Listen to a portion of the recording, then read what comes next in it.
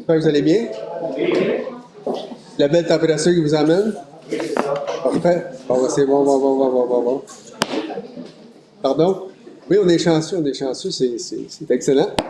Donc, écoute, vu qu'il y a de la belle température, écoutez, je pense qu'on va y aller rondement, puis on va faire ça efficacement. Donc, on commençait tout de suite avec l'ordre du jour que vous aviez entre les mains. Je pense que tout le monde en a peut-être une copie. Il y en avait sur le bureau. Donc, bon. Donc, oui, on est enregistré, c'est vrai. C'est la deuxième fois qu'on est enregistré. Vidéo et audio aussi, ici, là, juste en avant de moi. Ça fait que peut-être quand vous allez vous adresser là, sur la période des questions, parlez assez fort pour que ça soit capté. Ça devrait être très bien. Donc, on y va comme ça vous va? Donc, point 1 de votre ordre du jour, qui est le procès verbal du 8 avril 2025. Je propose. Monsieur Denis Chagnon propose. Le point 2, compte payé et payable pour approbation. Je propose. Monsieur Bienvenu propose. Les points qui suivent, c'est des dépôts de documents. Donc, on n'a pas de proposeur secondaire, mais seulement des documents. Le point 3, qui est l'état comparatif des revenus et dépenses pour l'exercice financier du premier semestre pour le dépôt. Et le point 4, qui est les faits saillants de l'état financier finalement terminé au 31 décembre 2024. Donc, conformément aux nouvelles dispositions de la loi, là, des cités et des villes, j'ai le devoir et j'ai le plaisir, en fait, de vous présenter rapidement les faits saillants du rapport financier 2024, qui a été déposé par le rapport du vérificateur externe. Donc, le rapport financier a été vérifié et présenté aux membres du Conseil par la firme Raymond Chabot Grant Thornton et déposé lors de la séance du Conseil qu'on fait ce soir. Le rapport financier, donc les états financiers du 31 décembre 2024 vous indiquent que les revenus de fonctionnement ont été de 13 580 000, je ne vais pas avec les dollars, et les dépenses ont totalisé 13 782 000. Donc, on voit qu'il y a un écart là, d'à peine 100 000 dans ces gens-là, 200 000. Donc, ça respecte beaucoup les budgets qu'on s'était fixés. Les dépenses ont couvert les revenus. Les revenus ont couvert les dépenses, donc ça va très bien. Le rapport du vérificateur externe, les états financiers 2024 ont été vérifiés par le vérificateur externe, M. Jean-Yves Trottier, CPA-CA, de la même firme, Raymond Chabot Grant Thornton. Suite à la réalisation de son mandat, donc, il est d'avis que les états financiers donnent, dans tous leurs aspects significatifs, une image fidèle de la situation financière au niveau de l'ensemble des dépenses de la ville et des états précis. Et au niveau des élus, bon, ce qu'on mentionne, c'est que tout était conforme en termes de rémunération et en termes d'allocation de dépenses, etc., tout ce qu'il peut y avoir alentour de ça. Donc, tout était conforme. Et on a un aperçu des principaux mandats de réalisation qui ont été faits en 2024. Donc, j'y vais avec le premier, qui est la réfection des ponceaux à la halte routière pour un montant de 144 000 $. Acquisition du terrain sablière phase 2 pour un montant de 136 000 $. Acquisition d'un camion pour le service des travaux publics, 45 000 $. Acquisition de 2 chargeurs sur roue pour le service des travaux publics, ce qu'on appelle les walkers, en général en clair, 199 000 $. Aménagement pour le parc complexe sportif et Frère André, 470 000 $. Là-dessus, il y avait eu une aide financière de 125 000 $. Et on avait l'entretien des infrastructures routières et réseaux publics. Donc, les travaux de réfection de l'entretien municipal sur la rue Saint-Michel pour 3 millions, on parle du garage, là, 3 267 362. Et plusieurs mandats de services professionnels qui ont été réalisés là, durant le cours de l'année financière. C'est un bref résumé. J'ose espérer que ça répond un peu à vos attentes. C'est à peu près ce qui s'est passé. En fait, c'est plus une conformité que vraiment des éléments que vous ne connaissiez pas. On y va pour ça. Donc, on serait rendu au point 5. Maire suppléant, nomination. Allez-y, Mme Nancy. Vous cédez la parole, Mme Bernier. Merci beaucoup, M. le maire. Donc, effectivement, il est recommandé de nommer le conseiller M. Michel Deschamps pour la période allant du 14 mai au 8 juillet à titre de maire suppléant et autorisé à signer, évidemment, pour et au nom de la ville tous les effets bancaires à cet effet. Je le propose. M. Michel Denico propose. Le point 6, conteneur pour la Maison des Jeunes. Alors, il est recommandé de procéder à l'acquisition d'un conteneur pour la Maison des Jeunes afin de faciliter là, la récupération là, des conteneurs consignés à l'entreprise Duraba Inc. pour un montant de 2100 plus les taxes. Je propose. Monsieur Michel Deschamps propose. Le point 7, règlement 318 concernant les droits de mutation.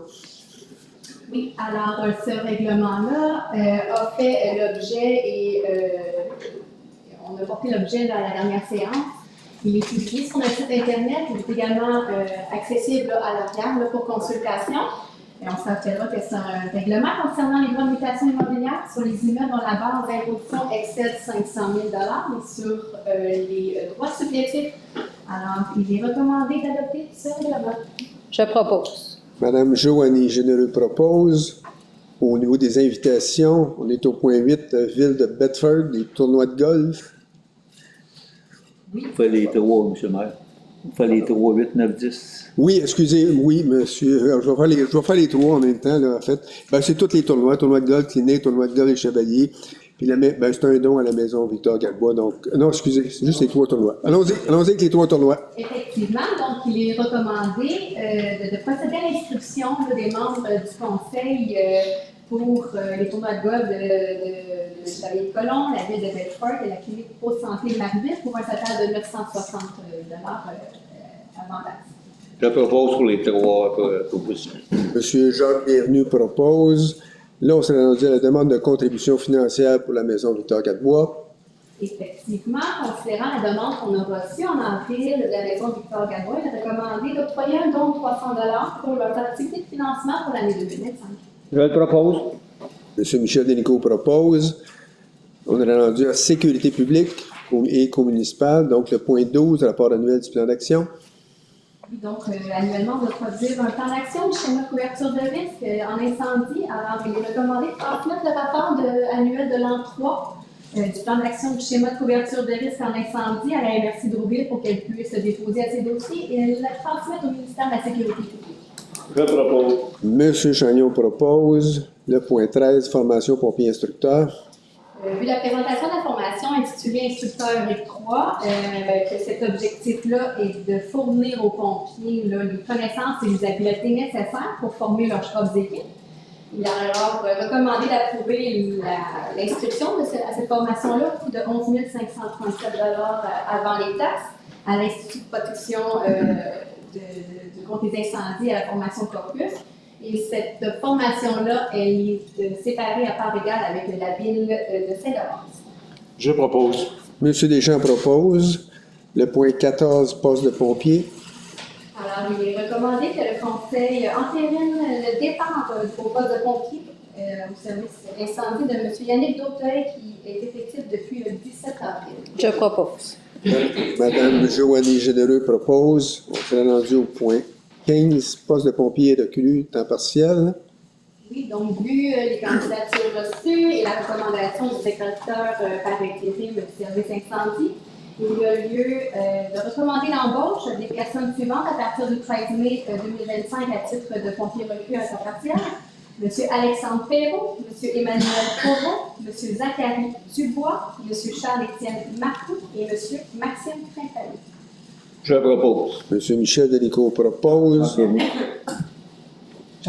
Jacques, excusez, Jacques, j'ai mal compris, excuse-moi. Jacques Bienvenu propose. Le point 16, poste de capitaine permanence. Oui, donc M. Frédéric Bergeron-Gauthier est embauché ici le 12 novembre 2024 au titre de poste de capitaine. Alors, suite aux recommandations de la direction par intérim au service incendie de la direction générale, puisque son travail a été satisfaisant et accompli, il est recommandé d'accorder la permanence à M. Frédéric Bergeron-Gauthier à partir du 12 mai 2025 avec tous les avantages qu'implique ce poste. Je le propose. Ah, le voilà, c'est M. Michel Dénicaud qui propose.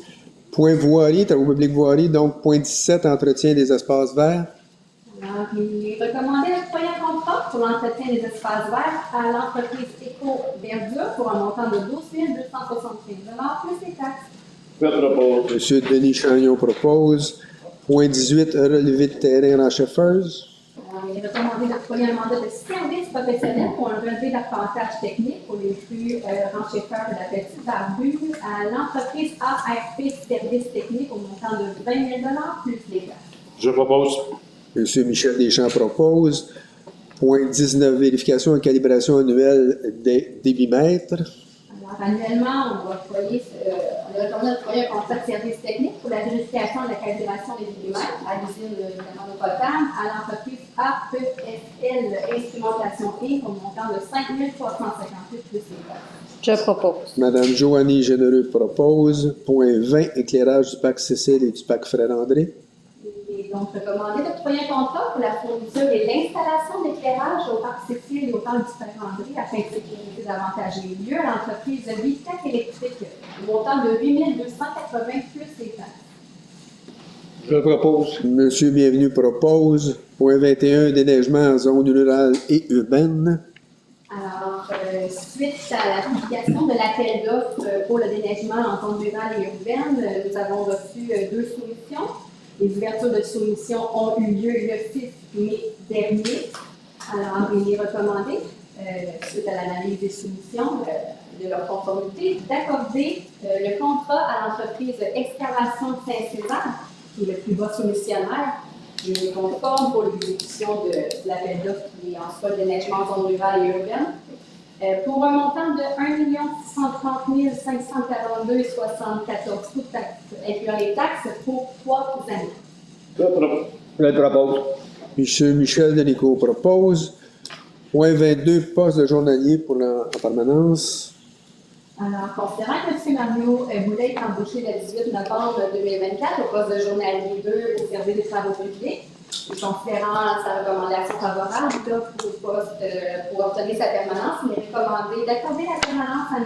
Boulet au poste de journalier 2 des travaux publics à partir du 18 mai. Je propose. Monsieur Denis Chagnon propose. Au point urbanisme, le point 23, PIA pour 06-2025 concernant la construction d'une nouvelle habitation. Oh, monsieur, excusez. Oui, monsieur Jonathan. Monsieur le maire. Oui, excusez. Alors oui, puis il y a une nouvelle construction d'une résidence unifamiliale isolée au terrain qui est à l'écran de 1330 Frère-André, devant ce qu'on appelle l'ancienne galerie. Il s'agit d'un terrain vacant qui était pourvu des entrées de service, disons-le, là, aqueduc, sanitaire. Donc, c'est une maison familiale résidentielle de un garage en annexe. C'est une architecture dite champêtre qui a été étudiée au comité consultatif d'urbanisme de la semaine dernière, le 8 mai précisément. Les matériaux utilisés sont des déclins de vinyle blanc pour les élévations arrière et latérales, et puis un déclin en fait, un lambris de bois de type LP Smart Side blanc également là. Donc, je vais vous montrer une maquette 3D de la construction.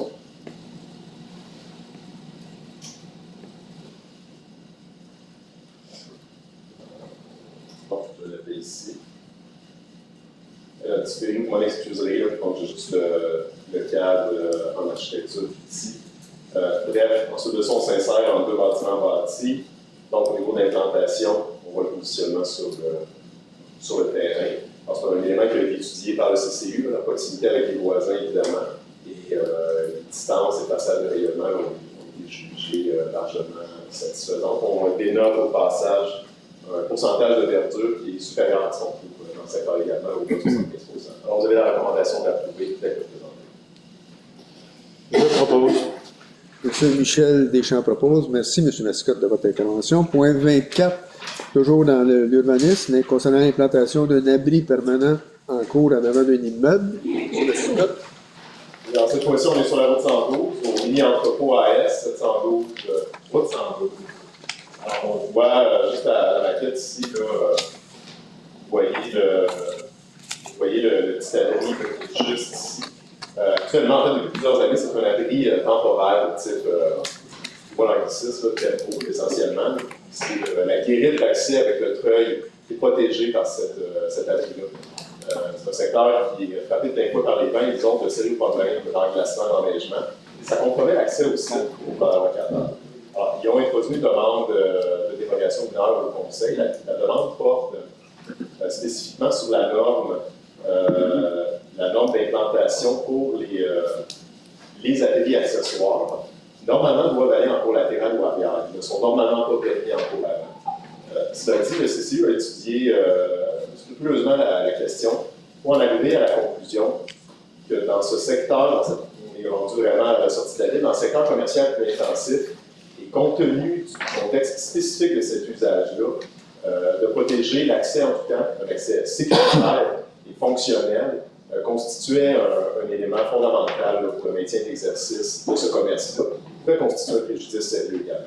Alors, dans le contexte de la zone 207 spécifiquement, le CCU appuie la demande et vous recommande de l'utiliser. Voilà. Ben, Montrer rapidement de l'abri.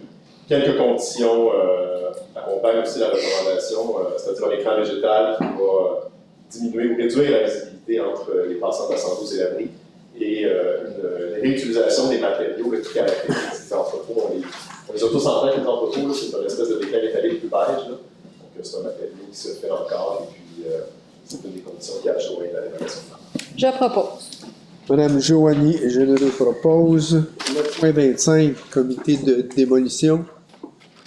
Monsieur Jonathan, Madame Bernier. Oui, exactement. Madame Bernier, Comité de démolition qui est constitué d'élus, essentiellement, donc il a lieu en vertu du règlement de démolition 309 de reconduire le terme des mandats. Terme qui est reconductible sur l'heure de rapport, Mme Lagartière, annuellement, je crois. Je propose. Monsieur Jacques Bienvenu propose. Point 26, membres citoyens sur le comité consultatif, donc le renouvellement des membres, le mandat. Madame Bernier, ou est-ce que vous voulez que je fasse? Donc les deux candidats qui étaient. Oui, donc, excusez-moi, le comité consultatif d'urbanisme, on a un renouvellement de 2 mandats. Donc, Mme Catherine Jean et M. Christian Gauthier, dont le terme de 2 ans est arrivé. Évidemment, ils étaient présents au CCU du 8 mai dernier et ils ont manifesté l'intérêt de poursuivre leur implication. Alors, l'unanimité des voix du CCU, ça vous est recommandé de renommer les candidats. Voilà. Je le propose. Monsieur Michel Delico propose. Point 27, belle mobilité au niveau de la tour de communication. Donc, belle mobilité, on en avait parlé auparavant. Une tour monopole à être implantée derrière le cadre, hauteur de 40 mètres. Ils ont complété, comme je dis, c'est belle mobilité, puis l'entreprise Romain qui s'occupe des assemblées de consultation publique. Ils ont complété la consultation. Il y avait une trentaine de personnes intéressées. Donc, les personnes intéressées, eux autres, ce sont tous les propriétaires fonciers dans un rayon équivalent à 3 fois la hauteur, donc 120 mètres. La consultation devait durer un minimum de 30 jours. Et puis, au terme de cette consultation-là, ils ont reçu 3 significations de la part des personnes, en fait, de la part de la société civile publique en général. Donc, une qui était plus préoccupée.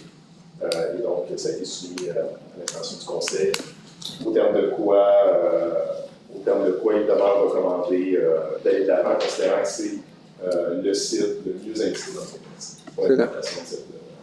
C'est là. Merci, M. Mascotte. Je propose. M. Chagnon propose. Point 28, rue Leclerc, offre de cession du ministère de la Sécurité publique.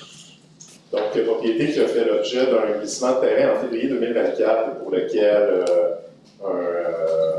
une indemnité de départ a été entendue entre le propriétaire foncier et le ministère de la Sécurité publique.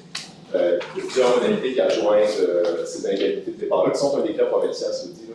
C'est la même recette, les mêmes procédures, si vous voulez, ici ou dans les autres municipalités. Et une des modalités, c'est de faire minimalement une offre de cession du terrain pour la somme nominale de $1 à la ville. Donc, du terrain, une fois qu'il est démoli et nettoyé des matériaux résiduels de démolition. Le propriétaire a fait une telle offre et il est de ma compréhension que le Conseil, sous certaines conditions, accepte la cession. Excellent. Je propose. M. Michel Deschamps propose. On serait rendu à la section loisirs, culture et vie communautaire, bibliothèque municipale, le point 29, 15 jours 2025, poste d'animateur. Oui, alors, il est recommandé d'embaucher selon la liste déposée au poste d'animateur et d'accompagnateur pour le 30 jours 2025. Il y a 6 accompagnateurs, c'est 19 animateurs, animatrices. Je propose. Madame Joanie Généreux propose. Point 30, 15 jours 2025, grille tarifaire. Alors, il est recommandé d'approuver la grille tarifaire pour les cours de natation là, au 30 jours pour l'année 2025, peut-être utilitaire du document déposé. Je propose.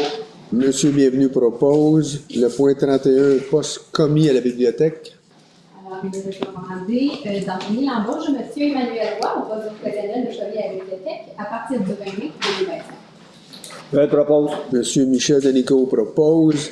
Point 32, installation d'un nouveau transformateur au niveau du complexe sportif. Il est également recommandé d'octroyer un contrat pour l'installation d'un nouveau transformateur au complexe sportif à bibliothèque électrique au montant de 9 995 plus les taxes. Je propose. Monsieur Chagnon propose.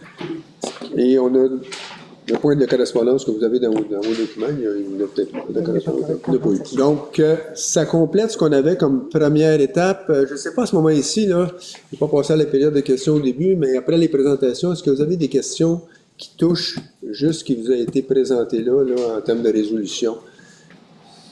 Pour les autres discussions, on va emmener tantôt la deuxième étape, là, mais sur cette première étape-là, par rapport toujours à ce qui vous a été déposé, est-ce que vous avez des questions? Oui? Peut-être aller oui, c'est ça. Puis en plus, faut qu'on vous voit, effectivement. Un flash, quand même, ça fait longtemps que je viens pas, je ne suis pas venu, mais il n'y a pas eu, tu sais, il y a une maison neuve qui se bâtit là, sur Saint-André. Il n'y avait pas eu de quoi qu'un arrêt de bâtisse neuve. Moratoire. Trop de camions. Moratoire. Il y a un moratoire, mais il y a des critères pour se qualifier pour être capable. C'est quoi ce critère-là? Monsieur, M. Mascotte va répondre plus précisément. Là. Le rapport, en fait, ça va limiter l'ajout de logement. Ça, c'est le concept général, mais après, il y a quand même quelques exceptions qui filtrent, là, comme M. Deschamps a dit. La plus fréquente des exceptions, c'est les terrains vacants. Les terrains qui étaient vacants à la date d'entrée en vigueur du moratoire, qui est le 19 août 2024, je m'appelle. Ces terrains vacants-là, s'ils étaient desservis d'emblée, donc on prend une balle d'aqueduc, une boîte d'entrée, sanitaire, ça c'était déjà en place au moment de l'entrée en vigueur, c'est une forme de droit, c'est une forme d'exception. Les gens vont pouvoir, à la hauteur des services de leur dimension en place, construire le bâtiment comme ça. C'était le cas où ils peuvent faire rentrer. Vous parlez de mémoire, c'est au 1760 dans ce coin-là. C'est pas loin des terrains sportifs. Là. Oui, mais dans le bâtiment, là. Exactement, c'est ça. La maison du Sud, j'appelle. Ben, c'est sur ce terrain-là fait l'objet de l'exception. Puis ce qu'on vient de voir ce soir, c'est pour ça que j'ai besoin de mentionner, là, sur le 1330 Ferrandis, c'est exactement la même chose aussi. Mais c'est de lui Mais c'est qui lui. parle là, présentement. là. C'est du 1330 parce qu'il est en face de ses bâtiments. Celui qui est adossé au cimetière. Très C'est santé. ça. Je pensais que j'avais compris. Oui, c'est juste parce que les services étaient déjà existants dessus. C'est C'est ça. pour ça qu'ils ont comme un droit acquis. C'est pas comme un ajout d'un un nouveau bâtiment. Si je comprends bien, c'est sûr que là, la rue est vieillissante aussi, puis les réseaux sont peut-être pas assez forts. Mais en théorie, il faudrait qu'on check les services qui ont été faits quand ils ont fait Saint-Jacques. Oui. Je pourrais peut-être commencer à acheter le premier terrain à terre puis regarder si c'est conforme pour qu'est-ce que j'ai le droit de bâtir. Non, parce que ça faut faire partie du règlement de moratoire qu'on a mis. On a mis notre liste de règlement. Ça tient la route pour tout ce qui va se passer jusqu'à la fin du moratoire, finalement. Fait qu'on ne peut pas commencer à y aller à la pièce. Lui, eux autres, Je vais appeler Jonathan, c'est bon, excellent. vous pouvez faire un journal. Ouais, c'est ça. Si ça se qualifie, ça va passer. Ouais, c'est ça. Oui, bonjour, madame. Tiens, Pour la maison qui sur la rue Leclerc, qui est Oui. le terrain. Là, si j'ai bien compris, vous acquérez le terrain pour $1. oui. Puis là, après ça, En tenant compte que la démolition doit être faite, le terrain doit être remis conforme. est-ce qu'il va être de nouveau reconstruisible? Pas pour l'instant, ça va prendre des permis particuliers. Peut-être M. Mascotte peut compléter là, sur le règlement là-dessus. C'est une bonne question, mais ce terrain-là, en fait, c'est un peu la manœuvre du gouvernement aussi. C'est pas la première fois qu'il y a des indemnités de départ qui sont données à Saint-Césaire. Mais dans l'immédiat, puis probablement pour les années à venir, donc, le terrain ne sera pas constructible parce qu'il est grévé d'une zone d'érosion entre guillemets avérée. Là, le décrochement a eu lieu, c'était quand même très sévère. Cela dit, c'est pas impossible dans le futur qu'il y ait des interventions en contention des sols, donc géotechniques, l'étalage en milieu du terrain, qui pourraient redonner des propriétés portantes à un espace dans le terrain. Là, ce secteur-là, sous la recommandation de l'ingénieur, puisse être reconnu constructible avec une fondation adaptée, pilotage au roc. Ça pourrait se voir. Mais c'est sûr que c'est des travaux qui sont très onéreux. On n'a pas peur de le dire. Mais voilà. Avez-vous des projets, là, s'il n'est pas reconstructif? Pour l'instant, non. Pour l'instant, non. Tu là pour faire un bateau pour traverser la rivière avec le nouveau bac pour la piste cyclable? C'est une très bonne idée. On avait aussi un service public aussi qui passe à proximité, qu'on peut aussi mentionner le fait que la municipalité est intéressée aussi parce qu'il faut aller sur ce terrain-là pour entretenir les services publics qui y passent. Le terrain a été reconnu comme porteur de prise de sécurité publique. C'est certain que la municipalité, dans le cadre de ses emplois, on agit ça respectueusement pour le conseil, on agit un peu comme bon père de famille, en prenant le terrain, en s'assurant finalement qu'il n'y aura pas de décider de risques qui mettraient en cause un futur occupant aussi. C'est pas l'objectif des acquisitions. Bon, merci beaucoup. Une question aussi qui était un peu du même domaine que M. Provost, puis c'est par curiosité, on parle d'une usine de traitement des eaux qui était capacité, il y a un moratoire à cause de ça. Oui. On a même la même usine dessert Rougemont également. Oui, c'est ça, tout à fait, oui. Okay. C'est à bonne place. Pas avoir ça, c'est... Je pose la question parce que on sait qu'au niveau d'Arena, on doit rajouter des coûts d'à peu près 600 000 pour avoir un filtre à l'Arena puis d'emmener notre eau jusqu'au petit ruisseau. J'étais curieux de voir comment ça se fait qu'il y a autant de construction en Rougemont si l'usine de Québec. En fait, ils n'ont pas adopté le même règlement que nous autres. Pour toutes sortes de raisons, là, et parce qu'ils se trouvaient dans une situation un peu particulière. Eux autres prétendaient que ça n'amenait pas tant d'eau que ça. Il y a peu de développement qu'ils ont fait, donc ils n'ont pas été solidaires au niveau de ce règlement-là, ce qui fait qu'ils en ont fait quelques-unes. Mais tout de suite, là, on s'est mis en contact avec eux pour essayer de dire il faut mentionner que ça ne fait pas de sens non plus.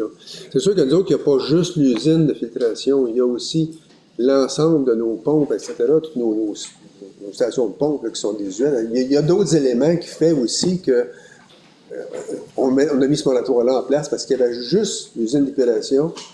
Ça a peut-être été différent un peu, mais bon, Rougemont a fait un petit peu par la part, mais il faut qu'on intervienne là-dessus. Là. Ça nous a été déjà mentionné. Puis, merci, vous l'avez mentionné. J'ai mentionné. Luc? Oui. Je peux rajouter, la régie Rougemont-Saint-Césaire, tu as le droit à des débits journaliers, autant pour Rougemont-Saint-Césaire. La capacité totale est toujours dépassée parce que ça a été bâti en 95, on est passé date. Donc, on va l'agrandir, mais pour le moment, si tu dépasses tes quantités, à la fin d'année, le ministère de l'Environnement, qui fait ses études, est obligé de fournir à tous les mois des débits et des charges qui vont à la régie. De Saint-Césaire, de Rougemont et des 3 entreprises qui utilisent la régie. Si tu dépasses tes ententes, à ce moment-là, tu as des amendes.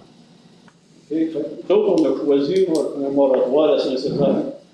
On pense qu'on est logique de le faire. À Rougemont, ils vont penser autrement, mais si le ministère vient visiter et s'aperçoit qu'il y a des débordements, bien, les gens qui débordent vont avoir des pénalités. Si des pénalités peuvent partir de 10, et d'autres à 3 fois, il y a de triple, ça peut aller jusqu'à 1 million. C'est pour ça. Merci. Oui, il va y avoir les inspecteurs qui vont venir vérifier de où vient finalement le surplus. C'est là qu'il faut pas qu'on se mette en action. Mais c'est un point qui est délicat, là, qu'on n'a pas apprécié beaucoup. Des fois, j'en parle aussi en rencontre publique. C'est pas quelque chose de souhaitable, là, c'est clair. Est-ce que ça fait le tour des questions? Oh, une autre question? Moi, j'aimerais savoir, la tour de belle que vous mettez en arrière du théâtre, c'est ça, alors ça va servir à quoi ce tour-là? Oui, bien, allez-y, M. Mascotte, répondez. On voit que. Je pense que la question s'adresse au conseil. Madame, adressez-vous au conseil. C'est pas grave, mais j'ai bien compris. Vous pouvez répéter peut-être là, votre question que j'ai compris bien. Oui, bien, normalement, c'est moi qui donne c'est pas grave. C'est ça que je voulais savoir, la tour de belle qu'on met en arrière du théâtre, parce que là, ils ont creusé, là, lundi, puis je sais pas à ce qu'ils vont l'installer. Je voulais juste savoir c'est quoi pourquoi qu'ils mettent ça là, ça sert à quoi ce tour-là? Ça sert à assurer des bonnes communications, des meilleures communications localement. C'est un service public qui est donné à l'ensemble de la population pour améliorer le moyen de communication. Et c'est finalement, ben là, peut-être M. Mascotte, allez-y compléter, là, c'est l'entreprise aussi qui nous amène à cette décision-là parce qu'ils veulent améliorer les liens de communication. Si vous voulez ajouter autre chose, M. Mascotte. L'argument de belle mobilité, fondamentalement, c'est la saturation de la bande passante, simplement. C'est ça. Énormément de données en échange, et puis les infrastructures peinent à fournir. Pour éviter de vivre une saturation de la bande passante, c'est le choix. On comprend, comme M. Maire disait aussi, qu'il y a les services d'urgence qui sont connectés là-dessus. Donc c'est un peu nécessaire de ce point de vue. Mais il n'y a pas de danger pour autant. Vous voulez dire quoi par danger? Ben, c'est parce que nous autres, on a la table en arrière quand on prend nos recours. Juste au bas de la tour. La tour n'a pas un danger immédiat sur les gens. C'est tout simplement un lien de communication. Donc, il n'y a pas de... À notre connaissance, il n'y a aucun enjeu là-dessus. À part la visibilité, l'image que ça peut donner. Ça, c'est clair. Mais à part ça, on ne l'a pas. Oui? Le capitaine de Saint-Césaire, oui. Je voulais savoir, est-ce qu'on a une mise à jour sur l'aréna? Tantôt, on va en parler un petit peu. Si vous le souhaitez, je vais vitement exposer où ça en est rendu, mais on pourra y revenir tantôt. Là, c'est surtout sur les points qui étaient résolus, qui ont été résolus. Ça vous va? Là, on a fait le tour pas mal des points qui ont été présentés. Donc, en deuxième étape, ben, comme d'habitude, je vais essayer de faire un peu un résumé de ce qui s'est passé entre les deux séances. C'est quand même pas exhaustif parce que ça serait trop long, mais je vais aller dans les grandes lignes, là. Je commence un petit peu par les défis. C'est toujours un peu ça qui préoccupe un peu les gens. Donc, on a parlé d'assainissement des eaux usées. On vient juste d'en parler. On avait un petit défi aussi avec Rougemont, mais on reste toujours avec un défi aussi de complément de poste. Notre directrice générale là, qui est quittée. Ses fonctions, ça fait déjà un petit bout de temps. On est en affichage, etc. Pour l'instant, on n'a pas encore trouvé de remplaçant. Donc, c'est un petit peu un défi parce que c'est un secteur quand même très important où est-ce qu'il faut toujours être présent. Il y a des modifications à faire, etc. Ça fait qu'il y a beaucoup de travail qu'il faut qu'il soit fait à ce niveau-là. Puis il y a toujours des coûts très élevés, donc il faut être très, très vigilant dans nos dépenses aussi à ce niveau-là. Donc, c'est un petit défi qu'on a actuellement. Approvisionnement en eau potable, ça, on a moins parlé, mais c'est toujours aussi en cours de route avec, on veut s'approvisionner au niveau peut-être du Richelieu, là, avec la Secto. C'est vivant, les gens, entre autres Chambly, Richelieu, Marieville, souhaitent notre adhésion évidemment parce qu'il y a une capacité là, de fournir de l'eau potable qui est intéressante. Je n'ai déjà parlé, mais je vous le répète, à partir de Marieville à ici, ben, pour l'instant, on n'a pas de canalisation, donc ça prendrait une voie de communication, donc un tuyau qui part de là, c'est assez cher. Ça fait qu'il faut regarder, là, mais c'est toujours en cours, puis là, ils sont en train de refaire l'usine, ça fait qu'ils voudraient voir quels sont les intérêts pour être capable d'avoir la capacité de nous alimenter là-dessus. Les cours d'eau, ben, ça relève plus à la MRC que du conseil, mais il reste que moi j'ai un rôle là-dedans au niveau de la MRC pour être capable de répondre aux besoins. Il y a beaucoup de retard au niveau des eaux et l'assainissement des fossés finalement, être capable de refaire, etc. Donc, toute cette voie-là, là, ça demande pas mal de temps. La MRC a pris ce mandat-là, même pour les ruisseaux verbalisés, a pris ce mandat-là. Et, bon, on n'est peut-être pas suffisamment de personnel pour être capable de répondre aux attentes. Donc, il y a des délais importants. Les agriculteurs, il y en a peut-être un peu moins ce soir ici, les agriculteurs se plaignent assez régulièrement que les fossés ne sont pas nettoyés comme il faut, à temps. Ça crée des problèmes de débordement, puis aussi des problèmes d'égout au niveau des drains agricoles qui s'en vont dans ces fossés-là. Fait qu'on va essayer d'améliorer ça. On a eu récemment aussi au niveau du plan climatique, là, un peu de sensibilisation à l'effet que la MRC et les villes devraient se positionner avec un peu plus de rigueur. On voit là, les GES, les gaz à effet de serre qui sont toujours en augmentation. Le risque de température qui s'élève tout le temps, donc il faudrait qu'on soit en action et assurer des façons de faire. On est un milieu quand même agricole où est-ce qu'il y a lieu d'intercéder des fois, soit au niveau des intrants ou au niveau des pratiques culturelles aussi, c'est-à-dire culturelles. à ce niveau-là. Le CAB, là, après ça, je tombe dans les activités. Le CAB a fait une présentation sur l'Assemblée générale. Les activités de reconnaissance bénévole qui a été un bel événement. Le 2 mai dernier, il y avait 180 personnes. Activité journée de l'arbre aussi récemment, là, des arbres, des plantations qui ont été données à tous les gens qui souhaitaient en avoir. Spectacle du patinage artistique qui a été aussi une belle réussite. Ça fait le tour un peu de ce qui s'est passé en termes d'activité. Si on passe sur les projets, vitement, le projet éolien est toujours en cours aussi. Là, on est à l'ébauche. On est à un moment d'écriture d'un mandat de rédaction au niveau de notre règlement de régie interne.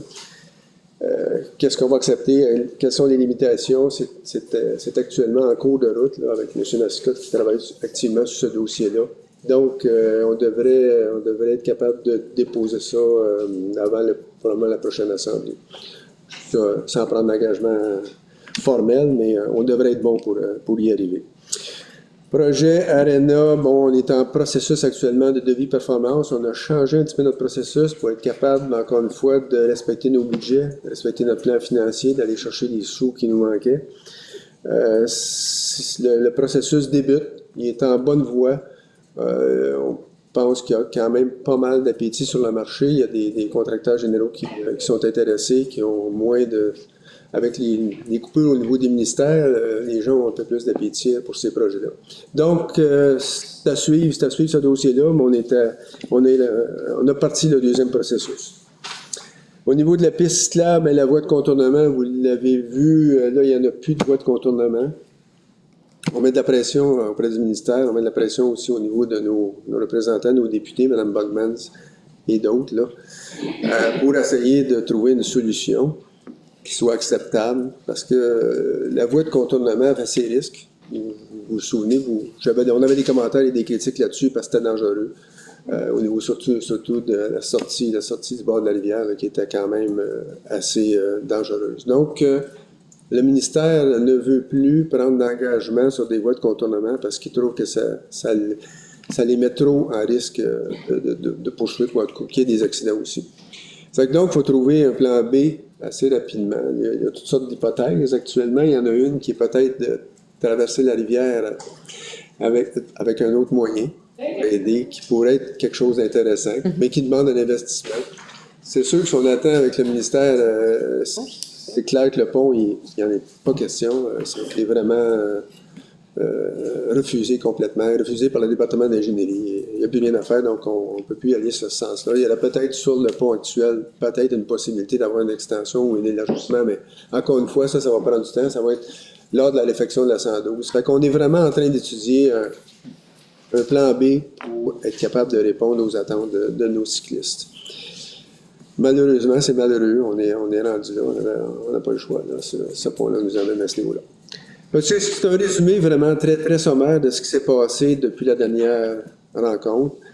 On passerait, si vous êtes prêts à ça, à la deuxième période de questions. Si vous en avez des commentaires, vous présentez au micro. Je vais les recevoir. Peut-être que je pourrais demander à quelqu'un d'aider sur les questions, comment y répondre. Alors, à vous la parole, mes amis, mes chers citoyens. S'il n'y a pas de questions... Ah, OK, il va en avoir. Excusez, il y a quelqu'un qui s'en vient. Peut-être après, vous allez au micro. Pardon, c'est Val Leblanc. Pas de problème. Ma question, je ne sais pas, je suis à la bonne place, mais c'est pour les frais du camp d'été. Avant, il n'y avait pas un prix pour juste le camp d'été, puis il y avait un autre prix si on prenait le service de garde. Puis cette année, c'était ensemble, il n'y a pas un prix. Je me demandais c'était quoi la raison qui avait fait qu'il n'y avait plus le prix avec le service de garde. C'est un détail que je maîtrise moins. Je vais demander à Mme François de répondre.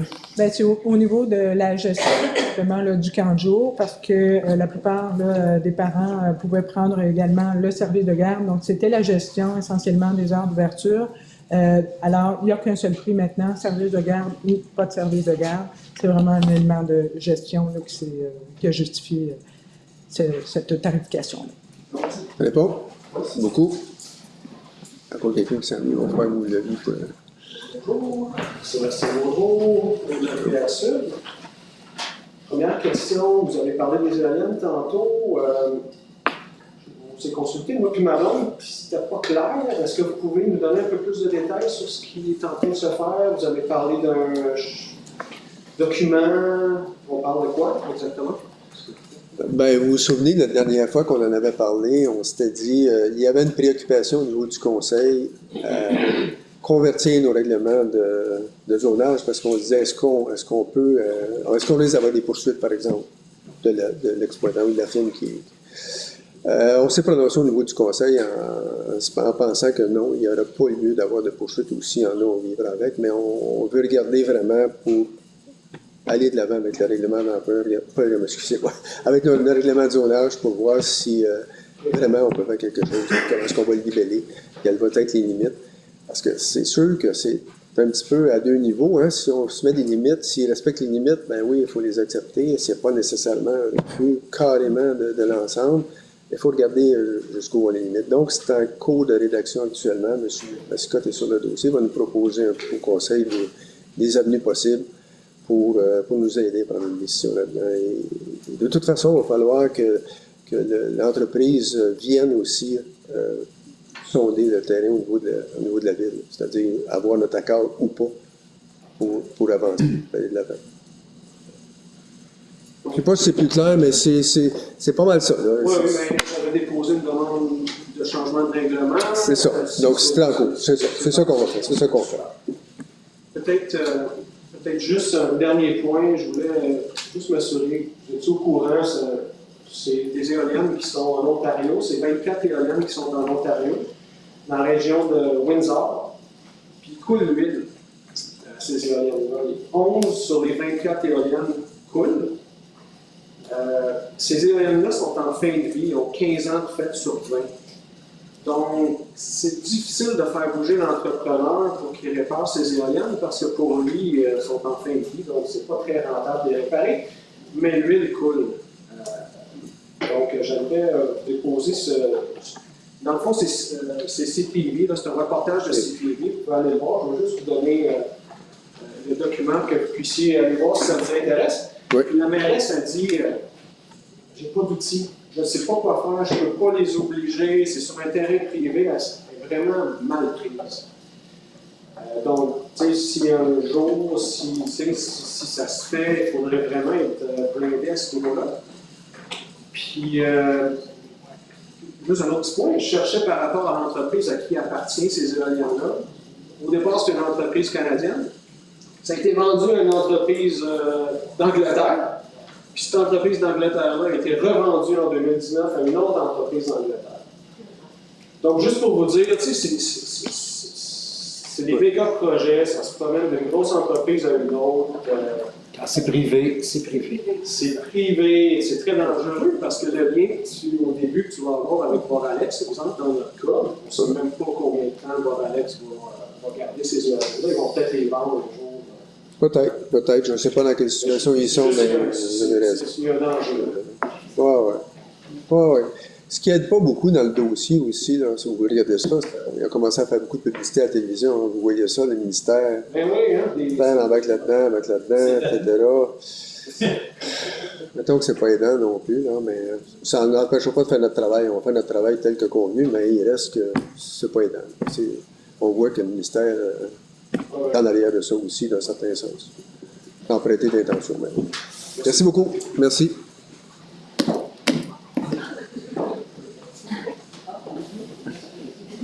C'est juste Rafik.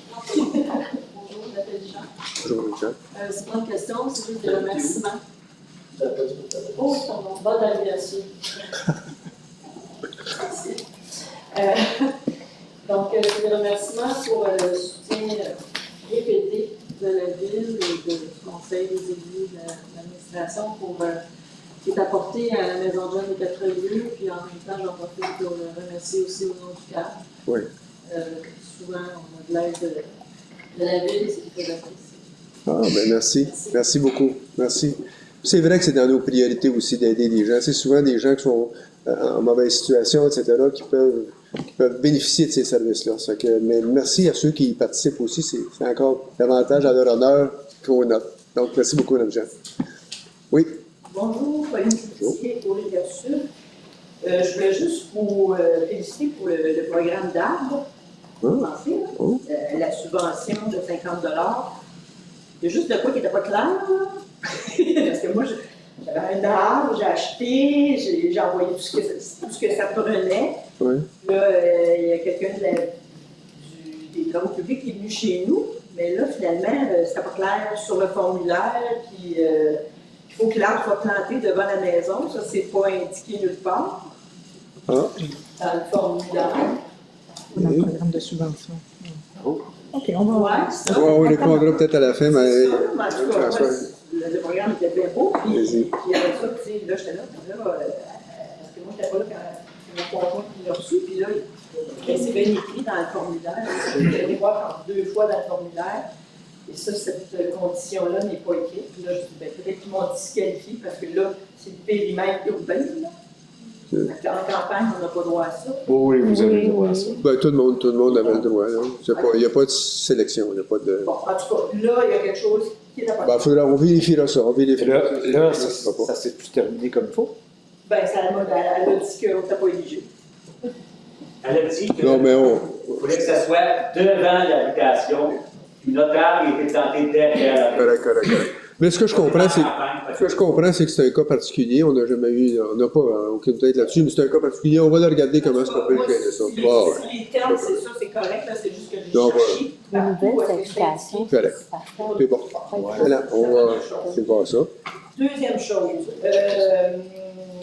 au sujet du projet éolien Mont-Noir, là, je voulais vous remettre un document de 2 pages. On ne va pas trop loin, là.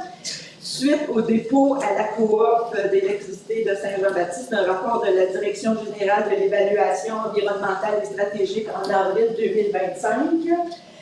Puis, ce rapport de 40 pages regroupe les demandes de précision et les modifications exigées à l'initiateur, la coop, pour améliorer le projet d'éolienne dans le projet Mont-Noir.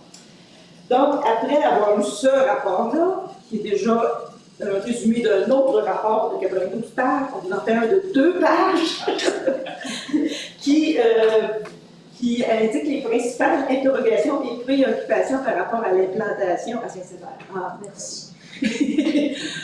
On vous met donc une copie de ça, puis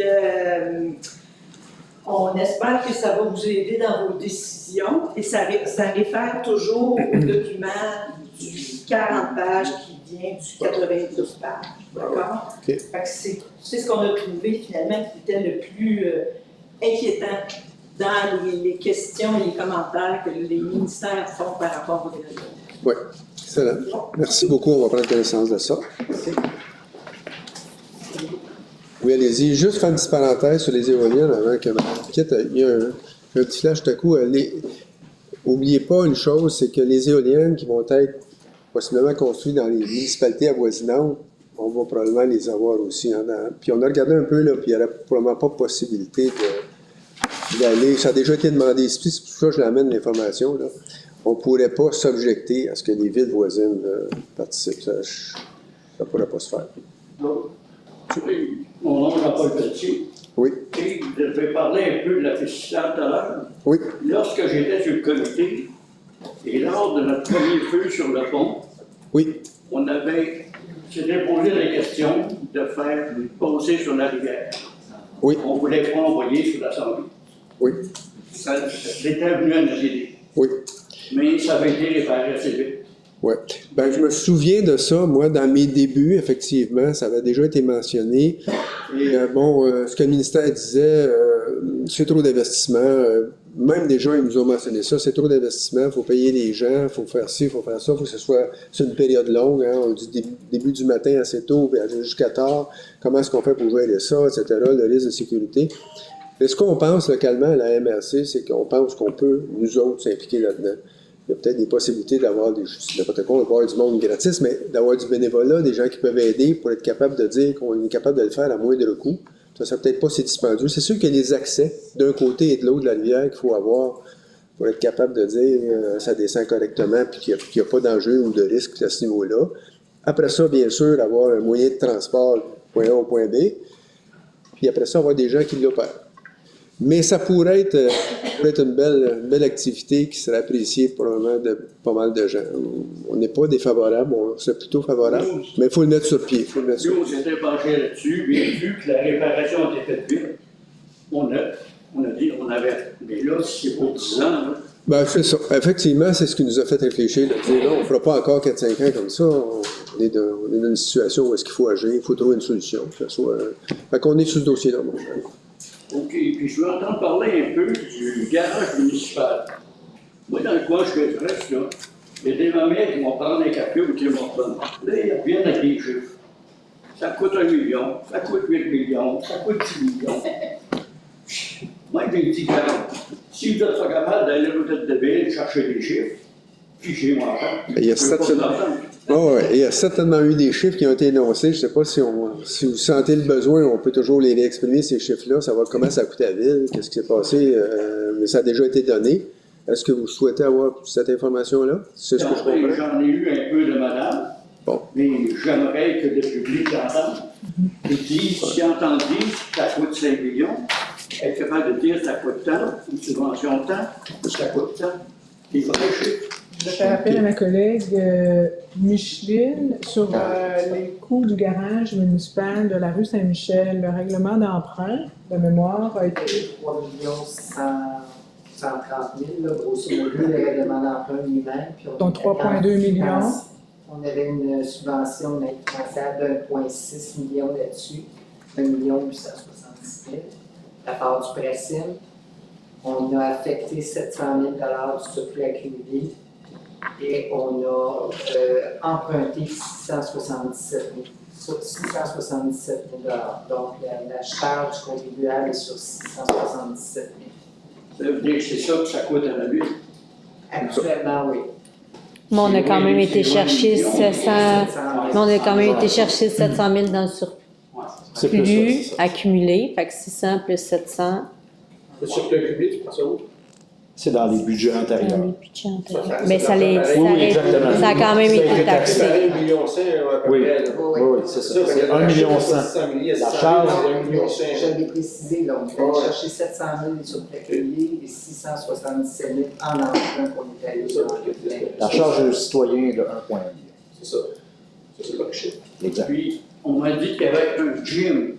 Est-ce un gym public dans le garage ou un gym privé? C'est pas un gym. Ben, on m'a dit un gym. Ben, il y a des installations pour aider les gens à faire un peu d'entraînement parce que les pompiers sont normalement dus à avoir un peu d'entraînement dans leur parcours, on va dire ça comme ça. Donc, on a octroyé une possibilité d'avoir un petit local. Il y a un petit local qui est isolé, là, au 2e étage. On a donné la permission. Maintenant, on a décidé de l'élargir à tous les employés de la ville. Il y a des employés de la ville qui peuvent aussi y aller. Pas un grand local, là. On ne peut pas avoir 20 personnes en même temps là-dedans, là, mais ils peuvent aussi y aller aux besoins quand ils vont en avoir de besoin. Fait que c'est un petit local, là, en pied carré, 12 par 15. Non, c'est pas une gym qu'on veut que tout le monde ait. Ah, ben non, pas du tout. Puis les... Mettez les mamelles viennent, on va être capable de répondre. Là. Oui. Excellent. Puis, OK, on va parler de la Réno. Moi, j'ai regardé mes comptes de taxes, toutes ces choses-là, j'ai sorti mes affaires. En 2012, je payais 1859,94 de taxes. Ouais. Et j'ai été chercher mon compte de 2025. Il me coûte 2622,43. Donc, depuis 2012 et 2025, j'ai eu 723 $ d'augmentation. 763,49. Donc, si dans le futur, avec la nouvelle Aréna, tout va comme je vois dans le passé, oui, c'est correct pour une Aréna. OK. Moi, je suis d'accord. C'est pas con. OK. De 2012 à 2025, 700 $ d'augmentation de taxes. Non, c'est bien reçu. Puis aussi, il faut tenir compte de 2012 à 2000. Là, vous êtes à 24, 2024. Là, de 2012 à 2016, l'ARENA n'était pas en fonction. Non, mais après, là, quand vous vous rendez plus loin que ça. 2024, c'est ça, hein? Faut que vous réfléchissiez aussi à la valeur de la maison, la valeur foncière de la maison aussi, qui a augmenté de au moins de cette proportion-là, sinon plus encore que cette proportion-là. En 1985, mon terrain, c'était 7 800, ma maison, 35 000, mes taxes, 855. En 2005, les taxes, le terrain, 132 000, la maison, 184 000, pour un total de 316 000. Donc, la valeur, ça l'a augmenté. Pour moi, ben, ceux qui doutaient, je suis en faveur de la règle. Merci, M. Petit. Merci beaucoup. Est-ce qu'il y a d'autres interventions, M. Je voulais que tu aies André. En fait, ça va passer rapidement. Non, c'est correct. Tu es déjà rendu. Le tournoi va être bon joueur. C'est ça. Véronique Coquelin. Ça fait que là, tu as passé rapidement sur ce qui a été fait, mais concrètement, parce que là, moi, je t'ai dit, je pense en novembre, en décembre, c'était là, on nous disait, on va se lancer, mais là, ça fait plus que 6 mois. Tu veux vraiment quelque chose qui a avancé sur la réunion? Ouais, je l'ai fait très récemment. Oui, il y a eu beaucoup de développement entre le mois de novembre parce qu'on était encore avec notre fournisseur, puis c'est pas sûr qu'on y retournera pas non plus, mais avec BGLA qui était notre fournisseur de départ, qui était avec un devis, comment je dirais ça, plus régulier, c'est une base régulière, avec un appel d'offres, avec différents joueurs, etc., selon nos notes, selon notre besoin à nous qu'on avait identifié, selon nos plans à nous.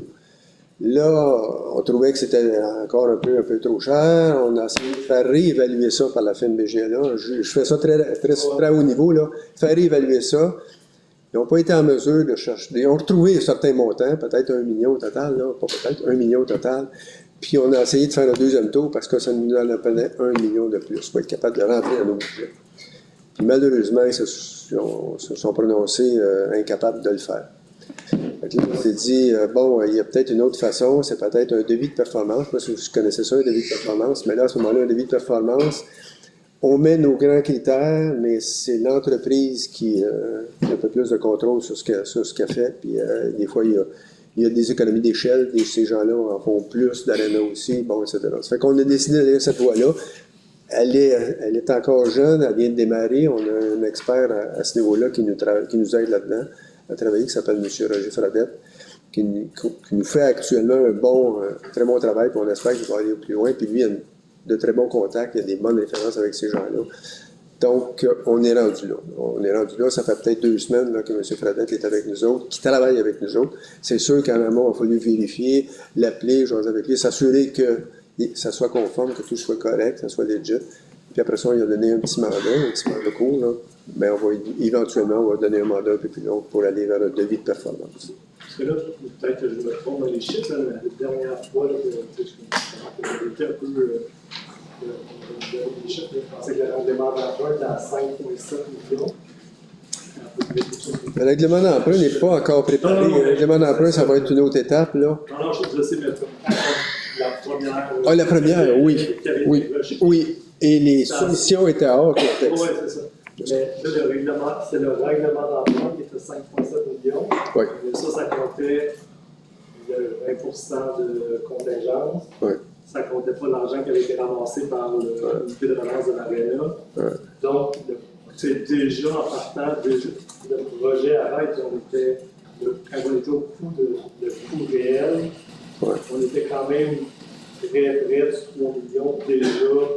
On n'était pas déjà en bas du 3 millions. On dépassait. On dépassait de possiblement 2 millions pareil, mais ce qu'il ne faut pas oublier, c'est que, par exemple, je prends l'exemple de BGLA, quand ils font une évaluation, ça reste une évaluation. Là, juste on l'a quand les soumissionnaires déposent. Ce qui n'est pas le cas d'un devis de performance. Un devis de performance, on y va avec notre budget, notre capacité financière, faut que tu rentres dans la capacité financière. C'est ça qui fait la grande différence entre les deux. C'est pour ça qu'on a dit, on est peut-être mieux d'aller de l'autre côté. Mais on avait quand même, je vous dirais, 2 millions d'écart.